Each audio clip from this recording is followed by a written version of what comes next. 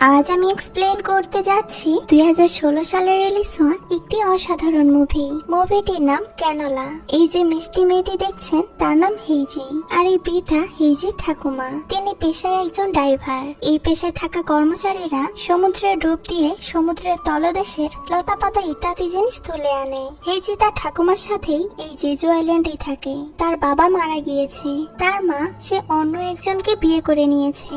তবে হেইজির কোনো কষ্ট নেই, সে তার ঠাকুমার সাথেই অনেক খুশি আছে। তার ঠাকুমা তার খুবই যত্ন নেয়, কেউ কাউকে ছাড়া থাকতেই পারে না। একদিন তিনি হেইজিকে একটা রং বক্স কিনে দেয়, আর এরপর থেকেই হেইজি তার বাড়ির সব জায়গায় আঁকাআঁকি করতে থাকে। তো একদিন হঠাৎ করে হেইজি তার ঠাকুমাকে জিজ্ঞেস করে, আচ্ছা সাগর বড় নাকি আকাশ? ঠাকুমা বলে সাগর বড়। এতে হেইজি বলে, তুমি কি দুটোরই শেষ প্রান্ত দেখেছো? ঠাকুমা বলে, না দেখলেও আমি জানি, তুমি যখন বড় হবে তখন তুমিও বুঝতে পারবে। তো সেদিন রাতে হেইজি রং পেন্সিল দিয়ে তার ঠাকুমার ছবি আঁকে। তবে সেই ছবিতে চুলের রং করার আগেই তাকে ঠাকুমা ঘুমোতে বলে, কারণ কাল সকালে তারা শহরে যাবে একটি বিয়ে বাড়িতে। হেইজি ওই রং পেন্সিলটা তার ব্যাগে রেখে ঠাকুমার সাথে ঘুমিয়ে পড়ে। তো পরের দিন সকালে ঠাকুমা তাকে নিয়ে ওই বিয়ে বাড়ি যাওয়ার পথে বাজারে কেনাকাটা করতে যায়। সেখানে হেইজির জন্য কেনাকাটা করে। তবে হঠাৎ করে তার ঠাকুমা দেখতে পায় হেইজি তার পাশে নেই। তিনি হেইজিকে অনেক খোঁজাখুঁজি করে, কিন্তু তাকে কোথাও খুঁজে পায় না। নাতনিকে খুঁজে না পেয়ে তিনি খুবই হতাশ হয়ে পড়ে। আর এরপর 12 বছর কেটে যায়। হেইজি এখন অনেক বড় হয়ে গিয়েছে। তার সাথে এই যে মেয়েটি রয়েছে তার নাম মিনহি। তারা দুজন একটা মেকআপ স্টোরে এসেছে, আর মিনহি এখান থেকে অনেক মেকআপ চুরি করে নেয়। আসলে হেইজি আর মিনহি একসাথেই থাকে, তাদের কোনো অভিভাবক নেই। মিনহি সবসময় তার মেকআপ নিয়ে ব্যস্ত থাকে। তবে হেইজির এসবের প্রতি কোনো রকমই ইন্টারেস্ট নেই। সে লিপস্টিক দিয়ে ড্রয়িং করাটাকেই বেশি প্রিফার করে।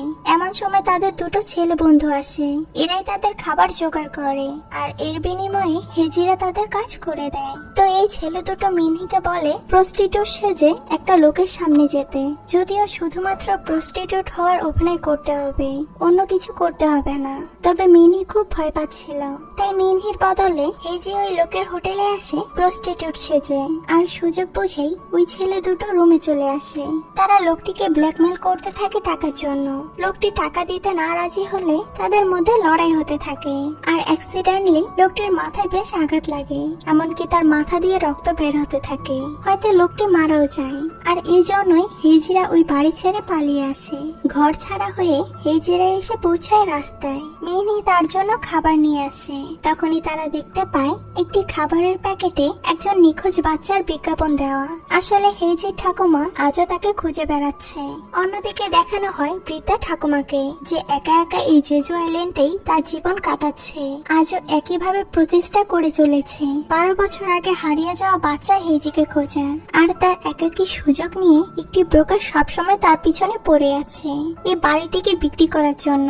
তবে আজও ঠাকুমা এই ব্রোকারকে তাড়িয়ে দেয়। তখনই সেখানে তাদের প্রতিবেশী আসে, যার নাম সুখু। সে খুবই ভালো একজন মানুষ। হেইজিকে সে একদম নিজের মেয়ের মতোই ভালোবাসতো। সে বৃদ্ধাকে বলে আর কত কষ্ট করবে সে, এখন তো বাড়িটি বিক্রি করে সে সেই টাকায় বাকি জীবনটা একটু আরাম করে কাটাতে পারে। তবে বৃদ্ধা এই বাড়িটাকে কিছুতেই বিক্রি করবে না, কারণ তার বিশ্বাস একদিন না একদিন তার নাতনি হেইজি এই বাড়িতে ফিরে আসবে।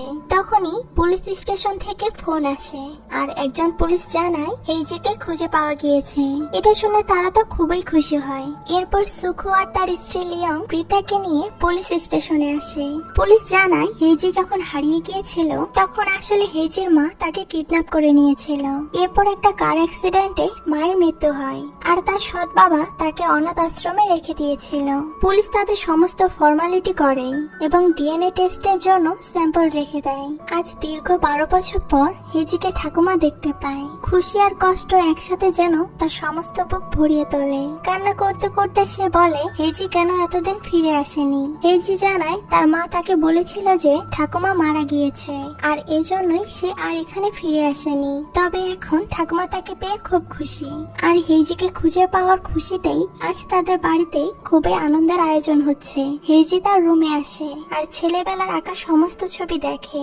এরপর সে রং পেন্সিলের বক্সটি বের করে আর তাতে সেই পেন্সিলটা ভরে রাখে যেটা নিয়ে সে হারিয়ে গিয়েছিল। তার ঠাকুমা এসে বলে, এটা আজও তোমার কাছে রয়েছে। সেদিন বাজারে ঠাকুমা হেইজির জন্য নতুন জামা কাপড় কিনছিল আর সেই খুশিতেই কখন যে হেইজি তার হাতটা ছেড়ে দিয়েছিল সেটা সে বুঝতে পারেনি। তবে আজ থেকে তারা আর কষ্ট পাবে না। আজ থেকে তারা দুজন মিলে হাসি খুশি সময় কাটাবে। তো রাতে তারা সবাই মিলে অনেক মজা করে। এত বছর পর এই বৃদ্ধা ঠাকুমার জীবনে আজ আবার খুশি ফিরে এসেছে। তবে হেইজি এখানে ঠিক মতো মিশতে পারছে না। সকালে ঠাকুমা হেইজিকে নিয়ে আবার বাজারে যায় আর তাকে অনেক জামা কাপড় কিনে দেয়, একটা হেয়ার ক্লিপ আর স্কুল ড্রেসও কিনে দেয়। তবে হেইজির এখানে খুব একটা ভালো লাগছে না। সে একটা টেলিফোন বুথ থেকে মিনহিকে কল করে। মিনহি জানায় হোটেলে ওই লোকটি মারা যায়নি, তবে হোটেল কর্তৃপক্ষ অনেক টাকা জরিমানা চেয়েছে। আর তাদের বন্ধু ওই ছেলে দুটি হেইজিকে দোষী সাজানোর জন্য যথাসাধ্য চেষ্টা করে চলেছে। এইসব শুনে হেইজি অনেক চিন্তিত হয়ে পড়ে। তো এরপর তার সাথে দেখা হয় এখানকারই একটি ছেলের সাথে, যার নাম হান। হান তার সাথে কথা বলতে আসলে হেইজি বলে, তুমি কি আমাকে চেনো? হান জানায় এই গ্রামের সবাই তাকে চেনে। এরপর হান তাকে সাইকেলে করে তার বাড়িতে পৌঁছে দেয়। আর তখনই হানের সাথে সে অনেক গল্প করে আর পরিচিত হয়। তো পরের দিন হেইজি স্কুলে আসে আর হান এখানেও তার পাশে এসে বসে। এদিকে ঠাকুমা লিয়ং এর কাছে খোঁজ করতে থাকে হেইজির স্কুলে আর্টের শিক্ষক কে আছে। আসলে সে তার নাতনিকে একজন আর্টিস্ট বানাতে চায়, কারণ হেইজি ছোটবেলা থেকেই ছবি আঁকতে খুব ভালোবাসে। অন্যদিকে দেখা যায় স্কুলের আর্ট টিচার আজকের ক্লাসে ড্রয়িং এর কোনো সাবজেক্ট দেয় না। সে বলে স্টুডেন্টদের যা ইচ্ছে করছে সেটাই আঁকতে পারে। সব স্টুডেন্টরা ছবি আঁকতে শুরু করলেও হেইজি কিছু আঁকছে না। টিচার এসে তাকে বলে যা ইচ্ছে তাই আঁকার জন্য। তবে হেইজি পেন্সিলটা ফেলে দিয়ে বলে, আমার মাথায় কিছু আসছে না। তাহলে কি এখন আমাকে ক্লাস থেকে বের করে দিবেন? আর টিচারও কম যায় না, সেও বলে দেয় যতক্ষণ পর্যন্ত হেইজি কোনো কিছু আঁকবে না তাকে এই রুমে বসে থাকতে হবে। সবাই আঁকা শেষ করে বাসায় চলে যায়। তবে হেইজি এখনো খালি ক্যানভাস নিয়ে বসে আছে। পেন্সিল দিয়ে ড্রয়িং করতে তার একদমই মন চাইছে না। হেইজি রাগ করে বেরিয়ে আসতেই পা লেগে তার ব্যাগটি পড়ে যায়, যাতে সে দেখতে পায় তার লিপস্টিক। আর এবার সে লিপস্টিকটা ভেঙে তা দিয়ে ছবি আঁকতে থাকে। আঁকতে আঁকতে রাত হয়ে যায়। টিচার তাকে দেখে বলে, তুমি এখনো বাড়ি যাওনি? এখনো এখানে কি করছো? এতে হেইজি বলে, আমার আঁকা শেষ। এই বলে মন খারাপ করে হেইজি বেরিয়ে আসে। আর টিচার দেখতে পায় লিপস্টিক আর কাজল দিয়ে হেইজি দারুণ একটা ছবি এঁকেছে। এদিকে এত রাত হয়ে গিয়েছে দেখে ঠাকুমা প্রচুর চিন্তা করতে থাকে হেইজির জন্য। তো হেইজি বাড়িতে আসতেই ঠাকুমা বলে, চলো খাবার খাবে।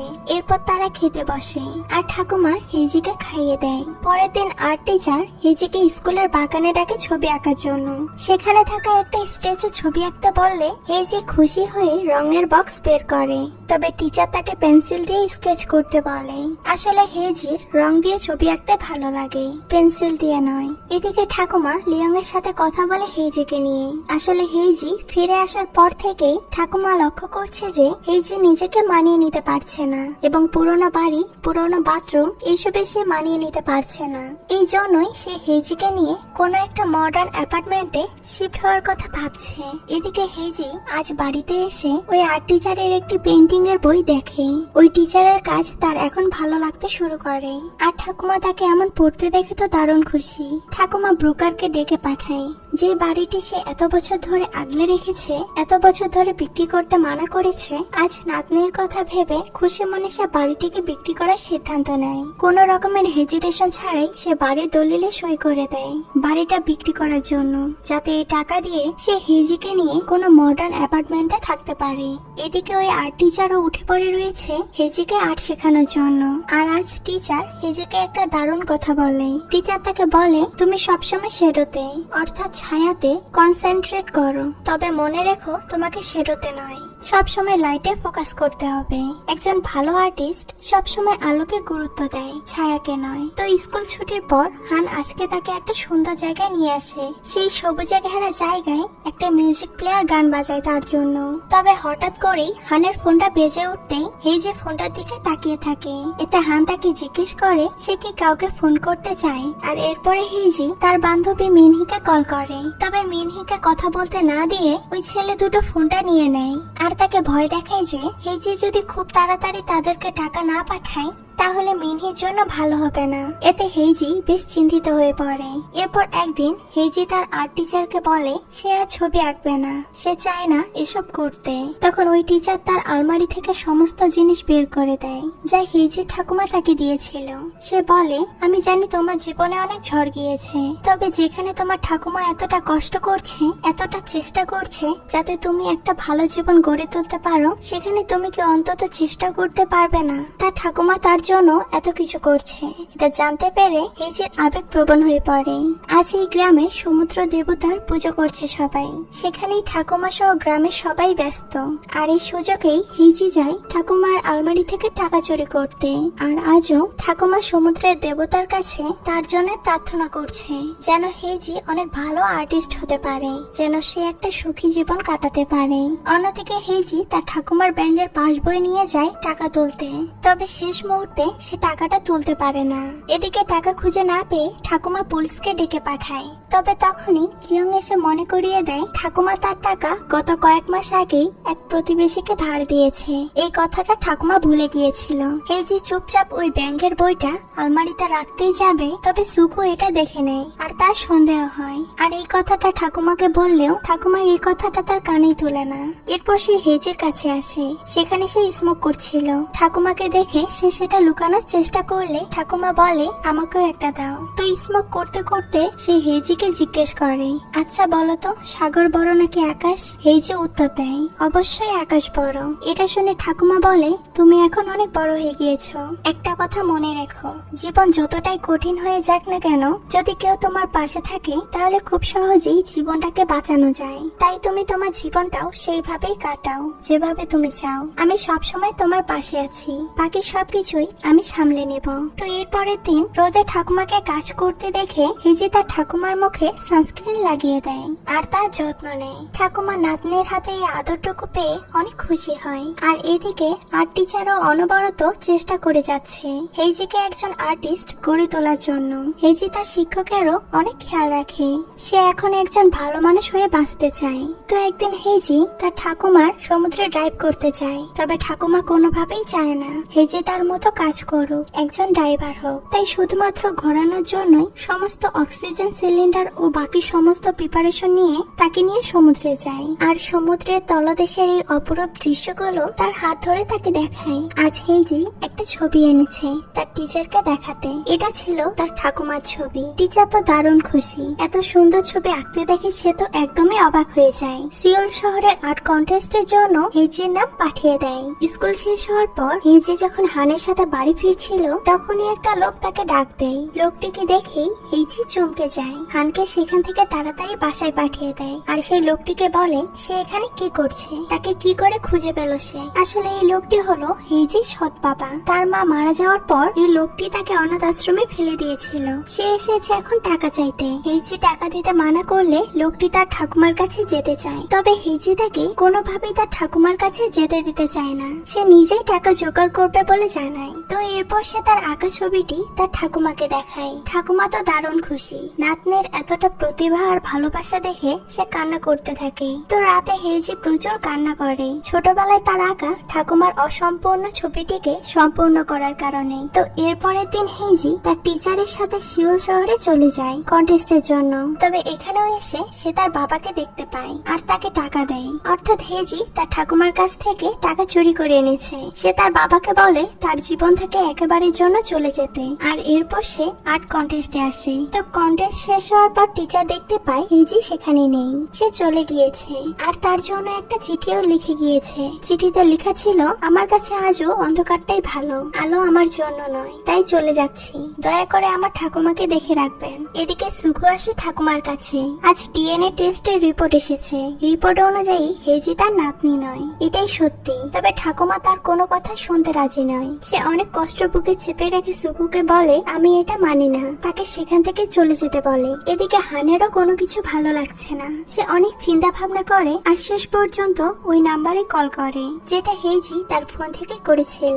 এভাবেই তার কথা হয় মিনহির সাথে। তো রাতে হেজি দেখা করতে আসে মিনহির সাথে। তবে সেখানে সেই ছেলে দুটোও আসে। তারা তার কাছ থেকে টাকা চাইতে থাকে। টাকা না দেওয়ায় তারা হেজিকে মারতে শুরু করে। তবে সেই সময়ই হান পুলিশ নিয়ে সেখানে চলে আসে। আসলে হান মিনহির সাথে কথা বলে সব জানতে পেরেছিল। পুলিশ হেজিকেও তুলে আনে। তার ঠাকুমা দৌড়ে তার কাছে আসে আর তাকে জিজ্ঞেস করে, তুমি কি সত্যি হেজি নাও? সবাই বলছে তুমি আমার হেজি না। তারা সবাই মিথ্যে বলছে, তাই না? আর এখানে আমরা জানতে পারি আসল সত্য, এই মেয়ে আসলে হেজি নয়। পুলিশ এই মেয়ের বাবাকেও ধরে আনে। এখানে দেখানো হয় আসল ঘটনা। হেজিকে বাজার থেকে তার মা তুলে নিয়ে গিয়েছিল। তখন তার মায়ের আরো একটি মেয়ে ছিল ওই লোকের সাথে। তার নাম ছিল ইউন। হেজি সবসময় কান্না করত তার ঠাকুমার কাছে আসার জন্য। তো একদিন গাড়িতে হেজির মায়ের সাথে তার হাজবেন্ডের অনেক কথা কাটাকাটি হচ্ছিল। হেজিকে কেন নিয়ে এসেছে, তাকে মানুষ করার জন্য টাকা খরচ হবে, এই সবকিছু নিয়ে। তবে সেই সময়ই তাদের অ্যাক্সিডেন্ট হয়ে যায়, যেখানে হেজি আর তার মায়ের মৃত্যু হয়। বেঁচে যায় হেজির সৎ বাবা আর তার সৎ বোন ইউন। তখনই হসপিটালে ইন্স্যুরেন্স কোম্পানির লোক এসে জানায় হেজির সৎ বোনের নামে অর্থাৎ ইউনের নামে একটা বীমা করা ছিল। আর টাকার লোভে ইউনের বাবা নিজের মেয়েকে বেঁচে থাকতেও তাকে মৃত ঘোষণা করে। অর্থাৎ হেজি দেহটা দিয়েই বলে এটা ইউনের মৃতদেহ, আর ইউনকে ভয় দেখায় সেজন্য কোনো কিছু কাউকে না বলে। আর সেদিন থেকেই ইউন জীবিত হয়ে মৃত হয়ে ঘোষিত হয়। তার পরিচয় হয় হেজি নামে। হেজির ঠাকুমা নাতনির সমাধি দিয়ে সে প্রচুর কান্না করতে থাকে। এত বছর পরেও নাতনিকে ফিরে পাওয়ার সুখ বেশি দিন আর টিকেনি। আর এদিকে পরিচয় লুকিয়ে হেজির বাড়িতে যাওয়া, সেখান থেকে টাকা চুরি করার জন্য ইউনের 1 বছরের জেল হয়। জেলে বসে ইউন ভাবতে থাকে হেজির কথা। হেজি তাকে কতটা ভালোবাসতো। তার প্রিয় সে রং পেন্সিলটাও তাকে দিয়ে দিয়েছিল। আর এইদিকে ঠাকুমা আজ পুরো ভেঙে পড়েছে। তার চোখের সামনে যেন বাচ্চা হেজিকে দেখছে সে, আর তার ডাকও শুনতে পাচ্ছে। তখনই ওই আর্ট টিচার আসে সেখানে আর তাকে জানায় হেজি ওই আর্ট কন্টেস্টে ফার্স্ট হয়েছে আর সেই ছবিটাই সে দিতে এসেছে। ঠাকুমা সেটাকে না নিতে চাইলে টিচার বলে, আপনার জন্যই হেজি আলোকে আঁকতে শিখেছে, এটা আপনার ছবি, এই জন্যই দয়া করে একবার দেখবেন। আর ঠাকুমা সেই ছবিটি খুলে দেখতেই প্রচুর কান্না করতে থাকে, কারণ সেই ছবিতে ছিল ইউন অর্থাৎ বর্তমানে হেজির কনভেশন। ছবিতে আরো আঁকা আছে ঠাকুমা তার 2 নাতনির হাত ধরে সমুদ্রের তলদেশে ভেসে বেড়াচ্ছে আলোর দিকে। অর্থাৎ ইউন হেজি না হলেও সে তার নাতনির মতোই, সেও তাকে নিজের ঠাকুমা জায়গায় দিয়েছে। ছবিটা দেখে ঠাকুমা প্রচুর কান্না করতে থাকে। 12 বছর আগে এক নাতনিকে হারিয়েছিল সে, আর আজ নতুন করে আরেক নাতনিকে কাছে পাওয়ার পরও সে তাকে হারিয়ে ফেলেছে। এরপর এভাবেই 1 বছর কেটে যায়। ইউন এখন জেল থেকে ছাড়া পেয়েছে। সে একটা স্টোরে কাজ করে। তো হঠাৎ একদিন সুখু এসে তাকে বলে তার ঠাকুমা অসুস্থ ছিল, তাই তাকে একটা বৃদ্ধাশ্রমে রাখা হয়েছিল। তবে সেখান থেকে তার ঠাকুমা চলে গিয়েছে, এখন কোথায় আছে কেউ জানে না। এরপর ইউন বৃদ্ধাশ্রমে যায় যেখানে তার ঠাকুমা থাকতো। আর সেখানে গিয়ে সে দেখতে পায় ওই রুমের দেয়ালের মধ্যে রয়েছে ইউনের আঁকা সমস্ত ছবি। সেখানে সে খুঁজে পায় বাচ্চা হেজির হারিয়ে যাওয়া সেই নিখোঁজের বিজ্ঞপ্তি।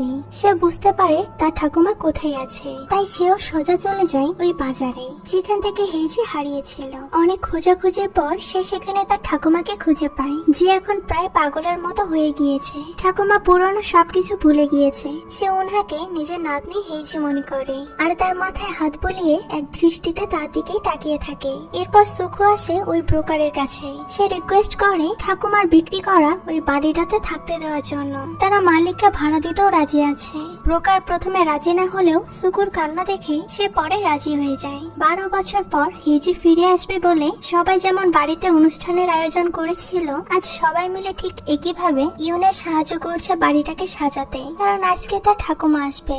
এরপর ইউন তার ঠাকুমাকে ধরে বাড়িতে নিয়ে আসে। এই বাড়িতেই খুশিতে দিন কাটায় তার ঠাকুমার সাথে। এক শীতের সকালে হেজি তার ঠাকুমার ছবি আঁকে আর তার ঠাকুমা এসে তার মুখে লাগিয়ে দেয় হলুদ রং। তারা দুজন আজ অনেক খুশি। করছি। দুজনেই যেন ফিরে গিয়েছে সে বাচ্চা বেলাতে। এখন ইয়ন তার সমস্ত খেয়াল রাখে। তো একদিন সমুদ্রের তীরে বসে তার ঠাকুমা বলতে থাকে আকাশটা সমুদ্রের বুকে রয়েছে। এটা শুনে ইয়ন আজ একটা অনেক বড় জিনিস রিয়েলাইজ করতে পারে। সে বুঝতে পারে আকাশ নয় সমুদ্র বড়, কারণ সমুদ্র নিজের বুকে আকাশকে ধারণ করতে পারে। অর্থাৎ সমুদ্রের দিকে তাকালে আকাশের প্রতিছবি দেখতে পারবে, তবে আকাশ সমুদ্রকে বুকে ধারণ করতে পারে না। তো রাতে ঠাকুমাকে শুয়ে দিয়ে ইয়ন একটা টেপ রেকর্ডার চালু করে। তবে সে শুনতে পায় এটাতে ঠাকুমা তার জন্য কিছু একটা রেকর্ড করেছে যখন সে জেলে ছিল তখন। এটাতে ঠাকুমা তার জন্য ব্যাংকের পাসওয়ার্ড রেকর্ড করে দিয়েছে।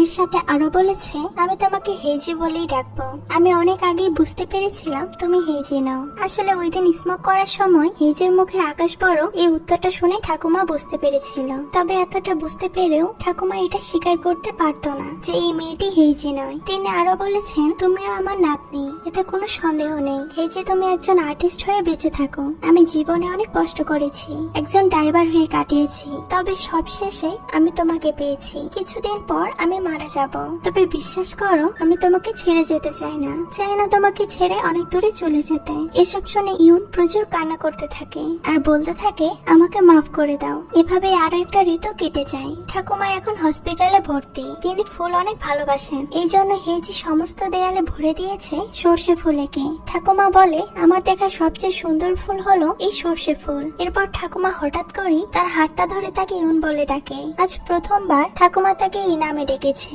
ঠাকুমা বলে আমার সময় এসেছে হেজির সাথে দেখা করার। সে অনেকদিন থেকে আমার জন্য অপেক্ষা করছে। ইয়ন বলে তাহলে আমার কি হবে? ঠাকুমা বলে তোমাকে বাঁচতে হবে আর তোমায় একটা সুন্দর জীবন কাটাতে হবে। অনেক ধন্যবাদ তোমায় আমার নাতনি হওয়ার জন্য। আমি তোমাকে কোনোদিনই ভুলবো না, এমনকি মৃত্যুর পরেও না।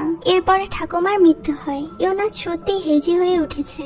সে কান্না করতে করতে বলে আমি তোমার কথা মতো খুব সুন্দর একটা জীবন কাটাবো, তোমায় কথা দিচ্ছি। তো এরপরে সিনে দেখানো হয় ঠাকুমাকে যে তার নাতনির সাথে এক সর্ষে খেতে খেলে বেড়াচ্ছে। তারা এখন আজীবন এক হয়ে থাকবে। সবশেষে দেখানো হয় ইয়নকে। সে এখন একজন বড় আর্টিস্ট, নিজের আর্ট গ্যালারিও খুলেছে।